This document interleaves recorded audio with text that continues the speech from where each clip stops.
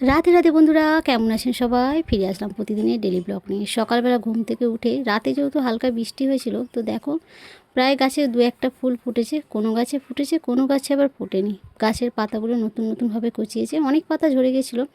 আর এদিকে দেখো বেশ ফেটে গেছিলো তাপমাত্রার জন্য, অল্প অল্প আবারও জোড়া লেগে গেছে। আর এদিকে গাছে কয়েকটা জবা ফুল ফুটেছে। তো গাছে এখন প্রায় টুকটাক ফুল লেগেই আছে। গোপাল সোনা সেখানে যেহেতু ফুল পেতো না, আর এখানে মোটামুটি প্রতিদিনই ফুল পাবে। আর আমার যে বৌদি আছে প্রতিদিনই বলেছে যতটা পারবো আমি ফুল দিয়ে যাবো গোপাল সোনাকে সাজানোর জন্য। চলো এবার ঘরগুলোকে গুছিয়ে নিই। পর্দাগুলো যে নিয়ে এসেছিলাম তোমাদের দাদাভাই আমি দুজনে কোনো রকম এভাবেই এখন লাগিয়ে দিলাম, যেহেতু ঘরে এখন প্লাস্টার হবে না, তো এইভাবেই লাগানো থাক। আর এখন কোনো রকম স্লাইডের কাঁচও আমরা লাগাবো না। আর এদিকে দেখো বাঁশ গাছটা পুরো আমাদের ঘরের পেছনে সাইডে চারিদিকে যেহেতু আছে, তারই ভাঁজে সূর্য মামাকে দেখা যাচ্ছে। চলো গোপাল সোনা এখন সেবাটা দিয়ে দিই। সকালবেলা দুই বোন মিলে চলে এসেছি স্নান করে গোপাল সোনার সেবা দিতে। আর এখন গোপাল সোনাকে সেবা দেওয়ার পরে গোপাল সোনা এখন যাবে দুটো নেমন্তন্ন। তো সেই দুটো ভিডিও তোমাদেরকে পরের নেক্সট ভিডিওতে তোমরা দেখতে পাবে যে কোথায় কোথায় গোপাল সোনা গেল। আর এখন দু বোন মিলে গোপাল সোনাকে সাজাতে আর ফুল দিয়ে সাজাতে এখন ব্যস্ত। আর বোন আমি দুজনে মিলেই প্রায় টাইম যখন দেশে আসা হয় পুজোটা করি বোন আসলে, আর বোনের বাড়িতে গেলে বোন টাইমে টাইমে গোপাল সোনার সেবাটা দিয়ে থাকে। আর এদিকে মা আজকে অনেক ফল নিয়ে এসেছিলো, সেগুলো দিয়ে দিয়েছে। বৌদি সকালবেলা ঘুম থেকে উঠেই গাছে ফুল তুলে দিয়ে গেছে। যেহেতু আমাদের গাছে এখন অল্প অল্প সাদা ফুল হচ্ছে, গাছে নতুন পাতা গজিয়েছে, সেই জন্য বৌদি বলছে যতদিন গোপাল সোনা থাকবে প্রতিদিন আমি ফুল দিয়ে যাব। তো গোপাল সোনাকে পুরো ফুলেই সেজে উঠেছে। আর এদিকে দেখো গামলা পুরো ভর্তি ফল, যত যা ফল ছিল মা সব দিয়ে গেছে।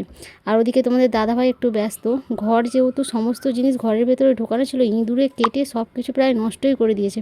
তো এখন কুলারটাকে মোটামুটি একটু ঠিক করে গেছে, কিন্তু নিচটাকে যেহেতু কেটে দিয়েছে, ওটাকে এখন কোনো রকম গাম দিয়ে আবার লাগালে তবে কুলারটা চালানো যাবে। আর ঘর গোছাতে এখন প্রায় আমাদের অনেকটা দিন টাইম লেগে যাবে। তো থাক, তো এখন আমরা দুজনে বেরিয়ে পড়েছি একটা জায়গায়। তো বাড়ির যেহেতু সব গ্রিলগুলো লাগানো হয়েছিল না, অনেকগুলো অর্ডার দেওয়া হয়েছিল, কয়েকটা লাগানো হয়েছিল আর কয়েকটা আনতে বাকি ছিল। তো টুকটুক করে যেহেতু কাজ হচ্ছে, আর সেই জন্য এখন দুজনে বেরিয়ে পড়েছি গ্রিল আনতে। বাড়ি থেকে খুব বেশি দূরে নয়, আবার একটা মজুর করব সেই ভাবলাম। বাড়িতে যেহেতু রিক্সা আছে চলো দুজনেই চলে যাই। বেশি দূর তো রাস্তা নয়, 2-3 কিলোমিটার রাস্তা। তো সেই জন্য দুজনে বেরিয়েও পড়লাম। আর ও মোটামুটি রিক্সা চালাতে জানে। আগে যখন হতো টুকটাক আমাদেরকে ফেলে দিত, উল্টে দিত। এখন বলে চলো আজ আর আমি ফেলবো না, যতটা পারবো চেষ্টা করবো ভালোভাবে নিয়ে যেতে। ভয়ও লাগছে অনেকটা, দু সাইডে যেহেতু পুকুর আছে, একবার পড়ে গেলে দুজনেরই অবস্থা খারাপ হয়ে যাবে। তো প্রায় কাছাকাছি চলে এসেছি গ্রিল আনতে। গ্রিলটাও অনেক দিন আগেই হয়ে গেছিলো, কিন্তু আনা হয়নি। আর এই দেখো গ্রিল আমাদের নেওয়া হয়ে গেছে। এগুলো আমাদের ব্যালকনির দুটো গ্রিল, আরও দুটো বাকি আছে সিঁড়ির জানলার, আর হচ্ছে সিঁড়িঘরের ওপরেরটা। তো সেগুলো এখন আর করবো না, পরে করা হবে। যেহেতু এখন টাকা পয়সারও অনেকটা অভাব আছে, যতটা ঘরের কাজ গোছানো যায় ততটাই তাড়াতাড়ি চেষ্টা করা হচ্ছে। তো ঘরের কাজ তো আর দু একটা পয়সায় হয় না, অনেকটা টাকা পয়সার প্রয়োজন হয়। বাড়িটাও যেহেতু অনেকটা বড়ই টুকটুক করে বানানো হয়ে গেছে। তো চলো এগুলোকে নিয়ে গেলে ওনারা আবার লাগাতে আসবে।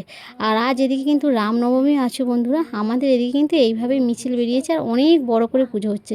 তো আজ আমি আর দেখতে যাইনি, তোমাদের দাদাভাই গিয়েছিলো মার্কেটে, তো কিছুটা পর্যন্ত ভিডিও করে নিয়েছিল। নেক্সট ভিডিও আসছে গোপাল সোনা কোথায় যাচ্ছে।